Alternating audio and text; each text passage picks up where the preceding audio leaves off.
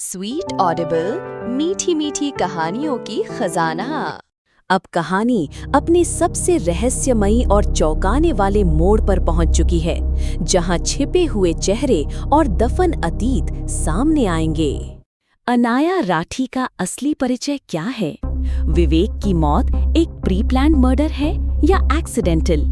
क्या उसका कातिल अनाया है या और कोई?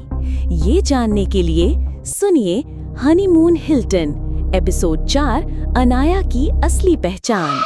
इंस्पेक्टर जोशी के हाथ लगे पुराने नेगेटिव ने सब कुछ बदल दिया था। विवेक और जो लड़की नेगेटिव में थी उसका चेहरा अब साफ हो चुका था, और हैरानी की बात ये थी कि वो लड़की हूबहू अनाया जैसी लगती थी। क्या ये कोई बहन थी, जुड़वा या कोई और खेल? जोशी की आंखें संदेह से भरी थीं। अब वक्त था अतीत की परतें खोलने का। गुमनाम नाम, सच्ची पहचान। जोशी ने अनाया का रिकॉर्ड खंगालना शुरू किया। शादी का सर्टिफिकेट, आधार, पासपोर्ट, सब कुछ अनाया राठी के नाम पर दर्ज था। लेकिन असली झटका तब लगा जब उसने स्कूल के पुराने रिकॉर्ड निकाले। वहां एक लड़की थी, सिया मल्होत्रा, जिसकी शक्ल हूबहू अनाया से मिलती थी। सिया मल्होत्रा की छोटी बहन नेहा मल्होत्रा की मौत पिछले साल एक रिजॉर्ट में हुई थी। रिजॉर्ट का नाम हिल्टन माउंटेन, कमरा 306। मौत का कारण हार्ट अटैक। मगर सिया ने कभी ये केस बंद नहीं माना। साजिश का आरंभ। जोशी ने एक निजी जासूस की मदद से सिया मल्होत्रा की पिछली कॉल्स और लोकेशन ट्रैक करवाई।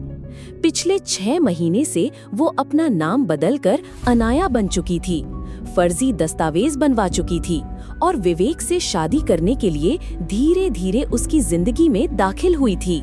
पर सवाल था, क्यों? नेहा की मौत की असली कहानी।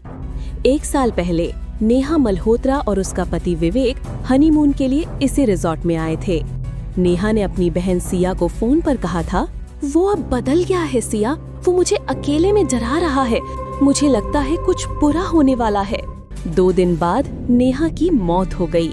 पोस्टमार्टम रिपोर्ट में कुछ नहीं मिला, पर सिया ने कहा था कि नेहा का चेहरा डर से अकड़ा हुआ था, जैसे वो कुछ भयानक देखकर मरी हो। पर सिया के पास कोई सबूत नहीं था तब।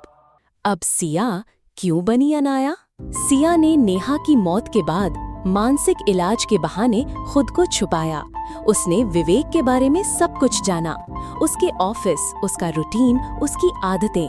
फिर 1 साल बाद वो अनाया राठी बनकर उसके जीवन में घुसी, धीरे धीरे उसे शादी के लिए राजी किया और फिर वही कमरा बुक कराया। कमरा नंबर 306, वो कमरा जहां नेहा मरी थी। जोशी का सामना। जोशी ने अनाया से अकेले में पूछताछ की। क्या आप सिया मल्होत्रा हैं? अनाया कुछ पल चुप रही, फिर उसकी आंखों में एक गहरा सन्नाटा उतर आया। मैं सिया हूँ और मैं जानती थी कि विवेक ने नेहा को मारा था। सबूत? मेरी बहन के शब्द, उसकी आंखें और मेरा यकीन, यही मेरा सबूत था। जोशी गुस्से में नहीं था, ना ही हैरान। उसने शांत होकर पूछा, आपने विवेक को मारा? सिया ने मुस्कुराते हुए जवाब दिया, नहीं, मैंने सिर्फ उसे उसकी पसंदीदा जगह छत तक पहुंचाया। बाकी सब उसने खुद किया, या शायद किसी और ने पूरा किया। रात की परछाई। रात को इंस्पेक्टर जोशी फिर से रिजॉर्ट की छत पर गया। वहां अब सब कुछ शांत था, लेकिन तभी उसने हवा में एक फुसफुसाहट सुनी। वो अब भी यहीं है। उसने मुड़कर देखा। छत के कोने पर खड़ी एक धुंधली आकृति थी। एक लड़की, गीले बाल, चूड़ीदार हाथ और पीठ पीछे झुकी।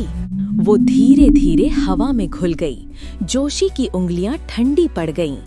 आखिरी मोड़।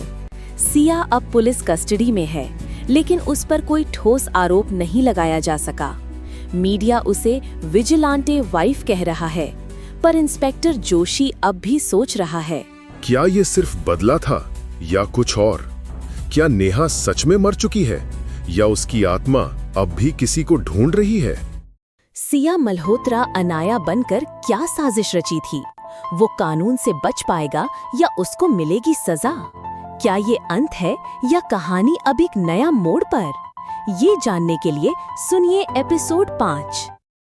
ऐसे ही रोमांचक अनसुनी कहानियाँ सुनने के लिए स्वीट ऑडिबल चैनल को सब्सक्राइब करें और अपने दोस्तों के साथ शेयर करें।